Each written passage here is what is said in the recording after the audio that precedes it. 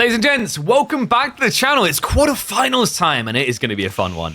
Anatan versus Killjadi. This is pure fireworks guaranteed. It's not just because there's Chinese in the game. We've got an Asian showdown to open up on Prairie. Chinese in the hands of Killjadi. Anatan with the Japanese. Interesting pick as well. Anno did have some more predictable picks that we usually see on Prairie here to open a draft, such as Marlians, HRE, Iobids. Otto's even been seeing a lot of. Japanese, a little bit less so, but in theory, a really good map for them, right? We're talking about a very exposed map. There's not much to hide behind. You can aggro your opponent quite easily. And the amount of sheep you get on the map, especially when you're doing Anatan's good old patented double scout opener, you're going to get enough to ignore pro scouts and just flood knights. Meanwhile, for Killjadi, only one scout to open with, already struggling a little bit, 11 sheep compared to the 25. And the rough part is, of course, Killjadi doesn't know. He did get a good rotation through the center for the most, but part of it did get cut off by Anno at the start. The rough part is, like, you don't necessarily know for sure if your opponent actually has gone double scout, unless you can basically scout right to the back of their base, which you can see that Killjadi didn't do. So he doesn't know for sure what has happened here. Imperial Academy is going to be coming in, like every single game ever, and no harassment attempt. So yeah, some people might have been suspecting a rush. In fact, if you look at Killjadi's rotation, he clearly was anticipating the risk of it. Right now, the hot thing for the Japanese is Dark Age Rax rushes with a 75 wood cost. So Killjadi not only pivoted across there to try and just take the center sheep with a better vision, he wanted to know if he was going to have to guard his gold. Now, he's hunky-dory as can be. He doesn't have to rush 4 to 5 villages on the gold. He can chill pill it and just head up and go for the Pro Scouts timing. He's going to need it. Talking about 14 sheep to 30 here for Anatan. He's still finding additionals. So we're talking about like probably 32 sheep to round out. That's more than enough to just fast castle here. Anno will likely build maybe a few opening Shinobi. It does give you some pressure play. It sometimes depends on the spawn though, and this particular one, it would be bad for the play because the TC's in range. So you won't be able to actually get any pressure damage. He might be able to get snaky with the tree line, but by the time you're doing it, it feels maybe a little bit late.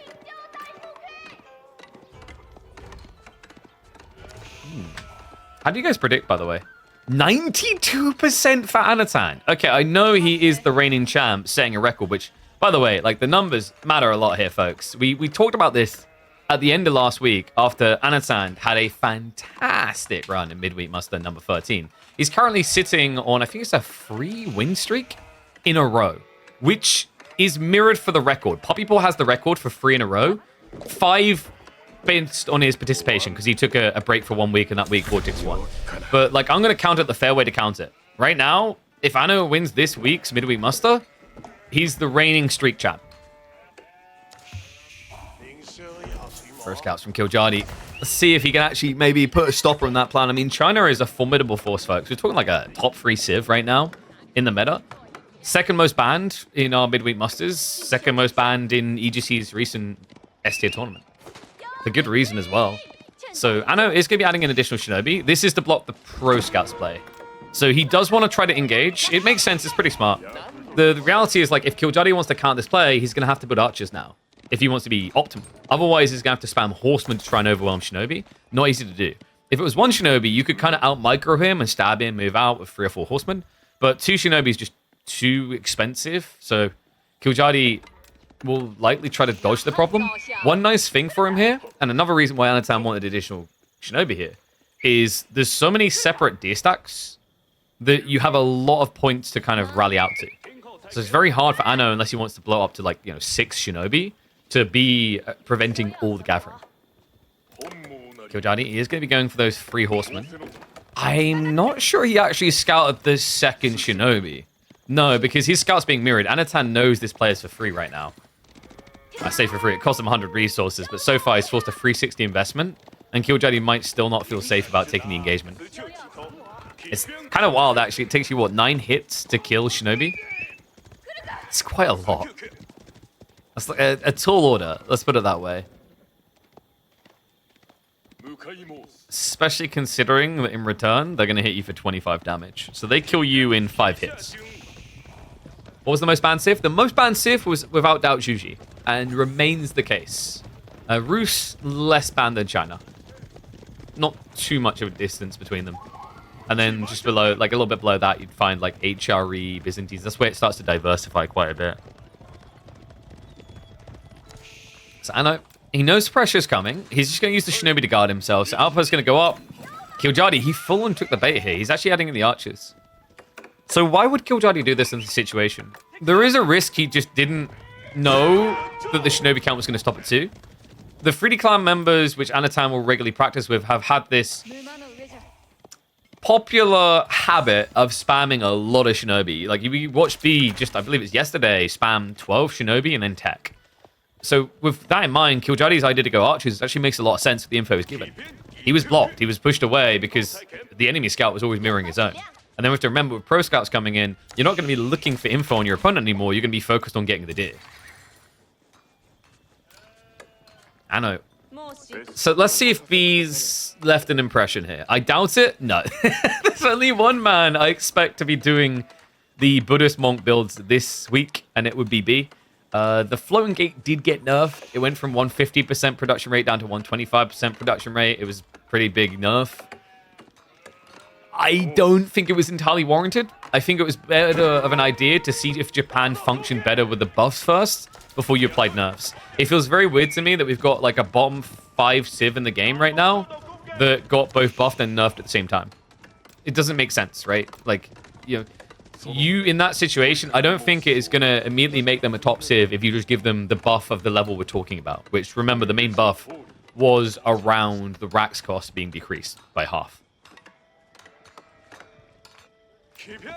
So Killjardy is now getting ready to just follow up. He's built enough units to kind of keep his opponent contained for the moment, do a little bit of damage, maybe slow him down, but he knows he can't dive the base. He knows what this has really turned into. I wonder, Killjardy, do you maybe just go for the Imperial Palace? On a map like Prairie, Clock Tower is quite low value because it's very hard to protect yourself approaching. He's actually going to stop off the Barbican.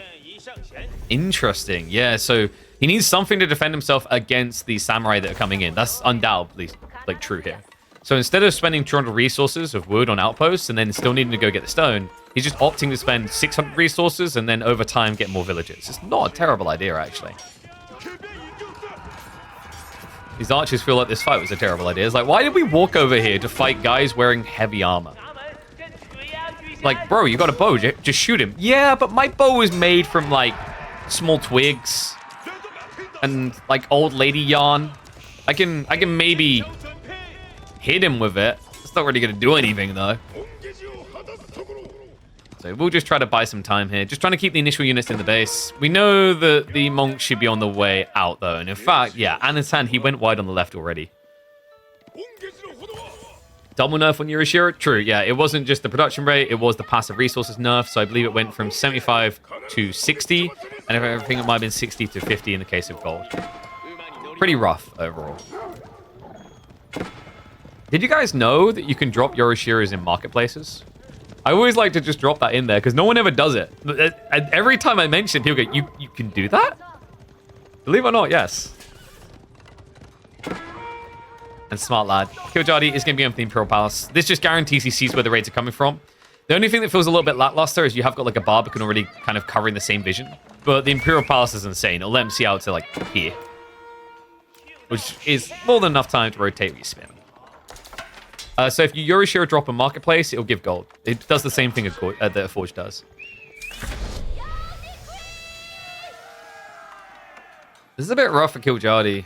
Can he actually get out on the map quick enough to block? Anatan has got the second Shinto coming. Technically, it should be very hard for Killjardy to block more than one relic here. As long as the Shinto, yeah, he's already marching out center. So next one should be south side, and that leaves the safety of the one in the east. This is the one relic that I would be really shocked if Anatan gets. What's Killjardy thinking in this situation? Probably that he just kind of has to hunker down, macro up a little bit. He has got Pro Scouts play, and the Pro Scouts play is paying off. He knows there's going to come a time where Anatan has to attack him. With a Koka Township build, you don't really have a smooth transition into farms. And you have to remember, on top of that, because of the Song Dynasty effect, the Imperial Academy, Killjardy has got a notable eco lead, as it currently stands. And that is why, by the way, Anatan done the smart thing here. He dropped the Yurishiro in the TC. Really what you want to be doing, especially with the passive resource gen just being nerfed the way it has, this just guarantees that you don't fall behind the Chinese. They will maintain that 4/5 lead, partially because of the Song Dynasty timing, but the other part is, remember, 4 of these are actually Imperial officials. Oh, sorry, 3 are Imperial officials. Now, that is interesting to me. Anatan's switching into Onimusha. What would bait him to do this? I believe he saw the one knight, maybe, and it got him a little bit paranoid. Meantime, his knights are able to keep raiding. And the Sheik Shelter, oh, it's just working against him. Wait, no, go to the Barbican. Oh, no. And there's not enough room there either, right? Yeah, there's still going to be one left over. So he just dives through, double hand cannon Slitfire, and loses... Was it anything? Maybe 1 unit, I think, went down? I mean, 2 of them are heavily injured, but at the same time, that is insane idle time. Tough part right now for Killjadi is just scaling these crossbows. Crossbows, you can't just rely on them as much as you used to on their own. The base damage nerf kind of like ruined their flexibility. There's still going to be Onimusha, by the way, which is why I'm kind of glad Anatan isn't mass producing those. But where they're going to struggle now is like if you come in with things like Yumi are going to compete a little bit better. In fact, Anatan, like the play that he'd want to do, likely in this situation on a normal map, would be Yumi. Killjadi set him up perfectly for it. What's smart about Killjadi's play is the map we're playing. You can't really afford mass Yumi with so little wood. You just have to keep moving around too much.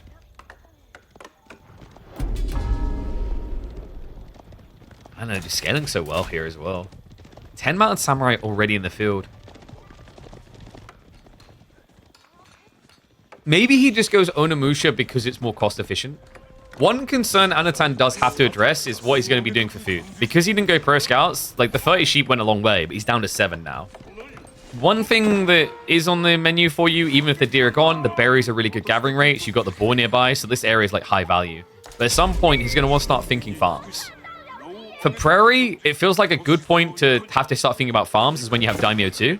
And if you look at the stone, you can see it's quite fortuitous, actually. He's almost got what he needs for level 2, which is where those farms will be 40% better.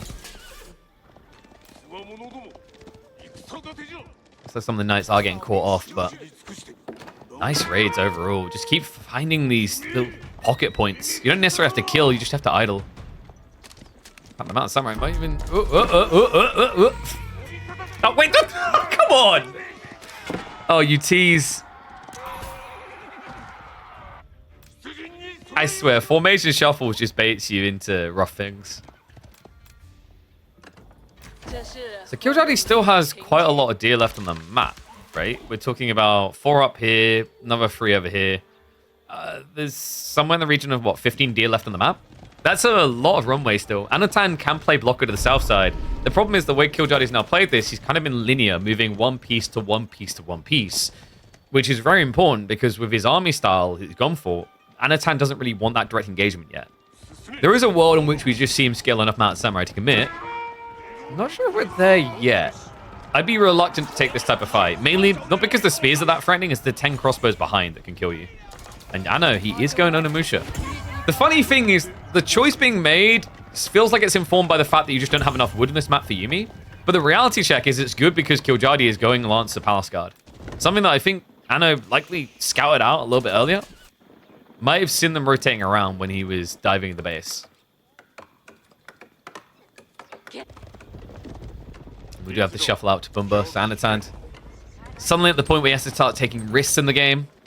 Like the fact that he's been taking Sacred Sites just to draw Killjadi out of his base and distract him a little. We don't have any raids right now, so this is because Anatan's a bit paranoid. He sees the armies decapping halfway across the map. So if he chooses to rotate into the back of the enemy base right now, this could dive his base and do just as much damage. And he doesn't know what's going to be waiting for him back at the Chinese home. So Anatan is being quite logical about this. He could potentially peel off 2 to 3 knights just to go raiding. In fact, right now, he's kind of shuffling out the entire force. Presumably, this is to try and get onto that tree line. If he gets the timing right, this could be sick. In fact, catches the villagers running out to build the wall. Worst possible moment, Killjadi. And this is the crazy thing about the Imperial Palace. It gives you this false sense of security. You just see so much of the map, but up to a point, right? You're still playing essentially a very blind game here, which is crazy to think for a guy who went pro scouts, but it's now been reduced down just to 1.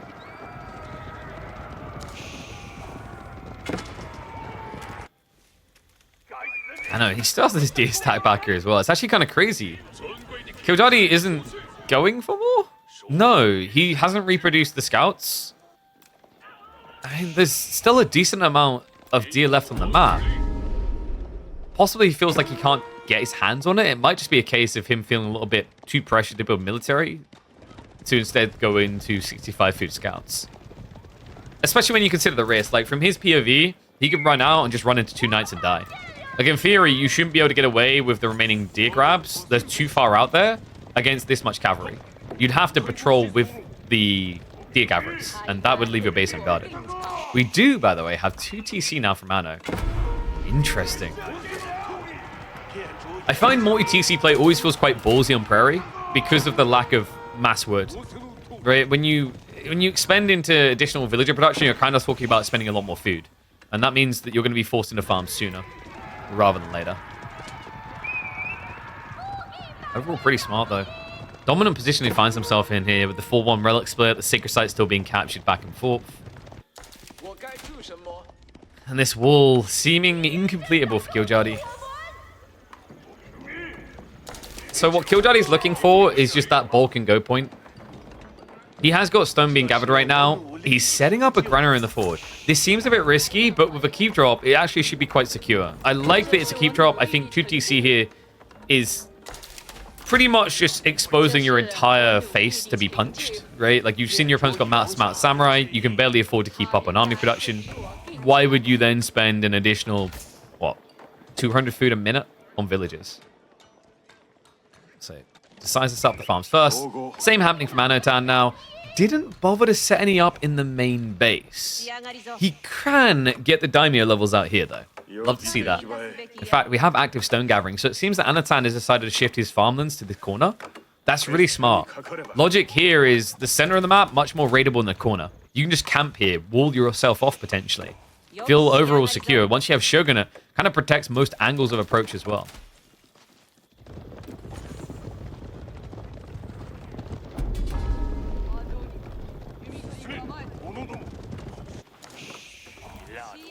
So Killjardy must have an idea of like his win condition here. It feels like we're in kind of a survival phase. He understands that Mount Samurai are very powerful at this stage in the game. He understands his opponent's got mass cavalry. You can't outmaneuver. So from his POV, he needs to wall up first, which is incredibly hard to do in Prairie, and then has to slow roll this. But once you have like full granary set up, you should feel a lot better than the Japanese economy. Remember, with the maximum levels of daimyo, they get a 60% food buff. The trade-off is they don't have these normal eco tax for food gathering. So that means that, like, by Imperial Age, you can have 3 tiers of 30%. That's already offset half of what the daimyo gives.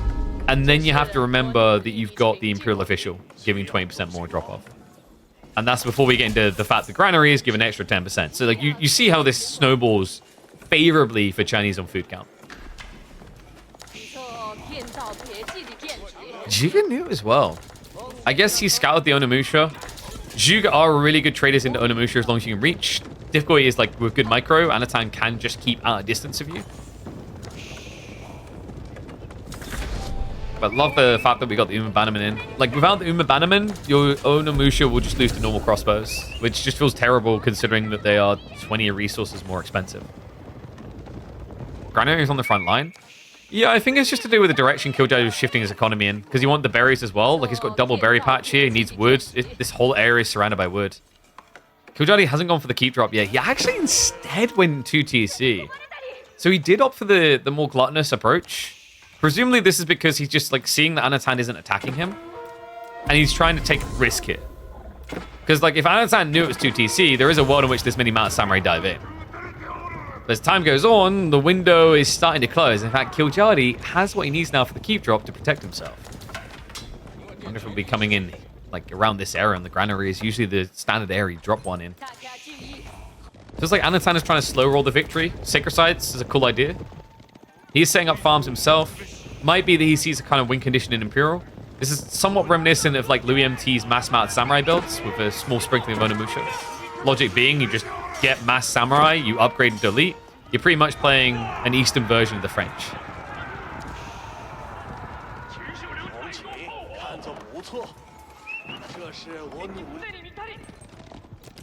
I know, but he does discover the second TC. So this is his first time spotting this now. Does he change the way he wants to approach as a result?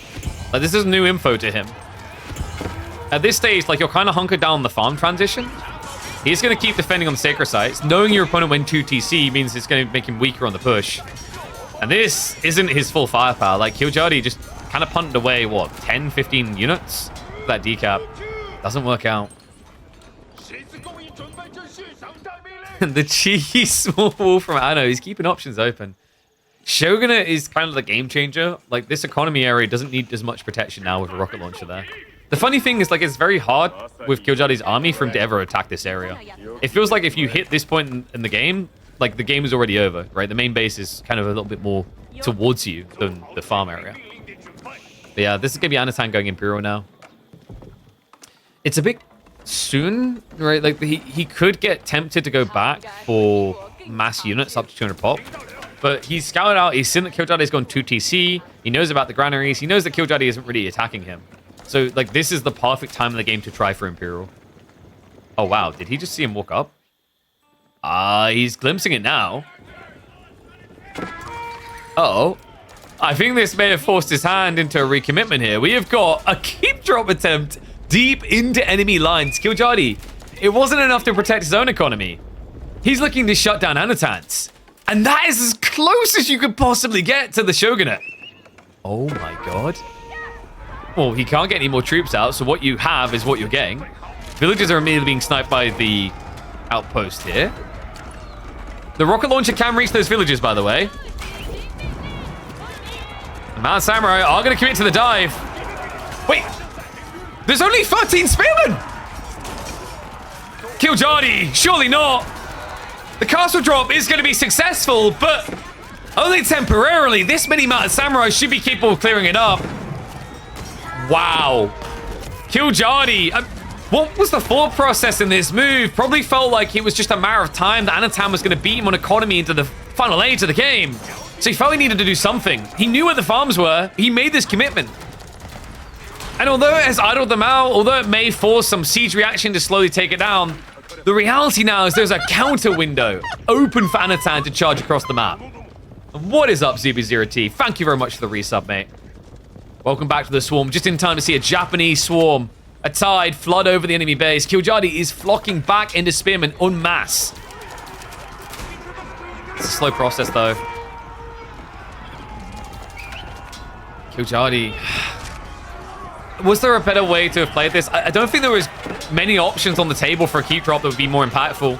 I kind of respect the attempt. I just don't think he was necessarily expecting that quick reaction on that many knights, but now the knights are in, and it is going to be a massacre here.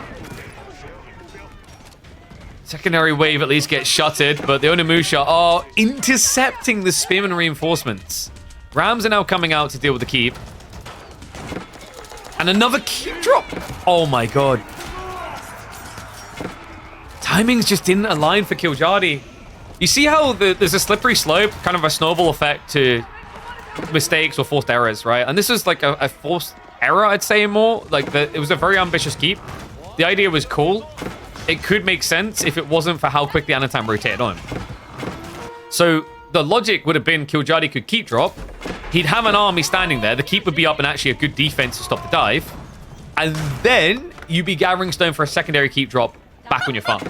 The timing just didn't align, though, because of how quickly Anatan jumped on top of him. And what is up, White Walker? Thank you very much for the sub, mate. Appreciate you. Keeps you sane while looking for a new job. Dude, I do not envy that. I think, you know, as scary as being a freelancer and a content creator is, one thing I at least like is I don't have to worry about stupid details like CVs and cover letters. I guess I kind of do in a different format, though. Okay, pretty good trade for the abandonment there. Killjardy losing more villagers. You're seeing the issue with what China's trying to do here. Yeah, this is one of the funky things about like the Japanese TC is like you can't build a castle in this age, but if you can get that Shogunate fully upgraded, it's better than a castle. It's a rocket launcher that insta-kills practically any unit. So like with that in mind, you know, and the corner transition, Killjardy by comparison is 5 times more exposed. Like think about it this way, he's got an outpost, keep, and yet still his farms are getting dove. Anatan now with the perfect 69 worker kills. And now Now I believe we are going to be seeing Imperial Age. Before, he cut the timing to make sure he was able to defend. A smart move. And now we have rocket launcher mode activated. Castle the Crow on the way. The Sacred Site timer is still ticking down, by the way, throughout all this. You never got that decap. And with the Castle the Crow, it's such a sick read. Killjardy, he doesn't see this. It's just his logic is his opponent is playing east side. He has to play north to get the decap. Anatan has read straight through that and preemptively looks to drop his landmark. The question now is whether we can get it up quick enough. Killjardy, he's marching quick. He didn't stick with the nest of bees, so... Yep, he's getting forced to cancel! Oh, that is sick! And now a panic rush to the corner. Anatan's. He's seen. He's gonna get chased. No way, that is sick. So the reason why that worked out is Killjardy, really sensing something's wrong, maybe anticipating a Castle the Crow, didn't wait for the one nest of bees. If he'd marched with the knob, he would have been too late. Way too late. Instead, he's able to push this back. It's still a 40 eco lead. There's still going to be an Imperial up for Anno. Not to mention the fact the timer is still ticking. But in theory, with this many spears and crossbows, Killjardy should be capable of a decap. The problem he finds himself in, that rotation puts him completely out of position. Look at where the army is. Look at where his base is. Anno has options. He's coming home, though. He knows there's a risk of a dive into his own base. And the Zhug... Oh, the Spearman, he actually finds him. Wait. Is he corralling him? He is. This is going to be disgusting. That's most of Anatan's eco lead. If he can find it. Villagers are running back towards it. Killjardy does prime the shots. Nest of bees coming out. Anno will shuffle off in the meantime. Hasn't committed in with the army. He's actually waiting. So this is really smart from Anno's point of view. Like, he has everything to lose right now with committing to the fight. Yes, he's losing some villagers, but the reality is it can be much worse. If he commits now, he loses all the knights. Killjardy can follow up with the decap on the Sacred Site. If he lets Killjardy play with himself in the corner, then now he can get the elite techs on his samurai and then just A-click onto a fight on a Sacred Site. It's actually a really smart approach here. A lot of people would have just taken the other angle of just going in, right? They would have seen 20 villagers about to get pinched. They would have panicked. Mount Samurai are going to charge in. And he is going to get called. There's only 12 spearmen here. Decap attempt is on the way. Now, hold on. This might be quick enough. The Castle of the Crow wasn't dropped close enough to the Sacred Site. So Fort Army's going to get cleared up, but Killjardy, quite a cracker of a move. He throws away the Fort Army to buy time for the decap. And it looks like it is going to succeed. That does, however, mean you're still an age behind. Your opponent has the ability to rush in now. And rushing he will. Walls aren't going to be fast enough. Even if they did go up, they're only a pitiful amount of wood. No match for mass golden samurai. Killjardy with the full pull away. This is going to stagnate all of his food income. This is pretty problematic. He doesn't have any other type of food gathering on the map. So he's plummeting down. With no standing army, like, this is where the game should be over. If Anatan just camps this area, like, what options have you got? You can maybe go for berries on the flanks. That's not going to get you Imperial. He needs to find a way of fighting here. Of course, much easier said than done. Now, what a sick game from Anno. Good efforts from Killjardy. I think he understood how kind of dire this was on a map like this against fast castle Japanese. The problem for Killjardy is, like, in this game, you know, he had to act as if there was more than 2 Shinobi that were going to be playing. Because he's doing pro scouts, it makes sense that Anatan could go 6, 8, 10 Shinobi. But Anno understood perfectly, like, what happened there is that reaction going into Horseman, 3 Horseman was already good enough for Anatan to just fast castle. The moment the Archers got added in as well, too good of a proposition to resist. And from that stage, like, Killjardy has been one step behind. That's why he's been playing defensive, right? A game isn't over until it's won, sure. But what Killjardy's been looking for is, like, Anno to make a mistake more than anything. Because he's had so much map control this whole time. And that's going to be it. Curtains closed on game number 1. Japanese. Are they not a meme? Or was this just Anatan being on another level? Definitely a Civ that feels like it could still maybe do with some buffs, but if Anatan and players like him keep playing it like this, I doubt it's ever going to receive any upticks in its performance mechanically.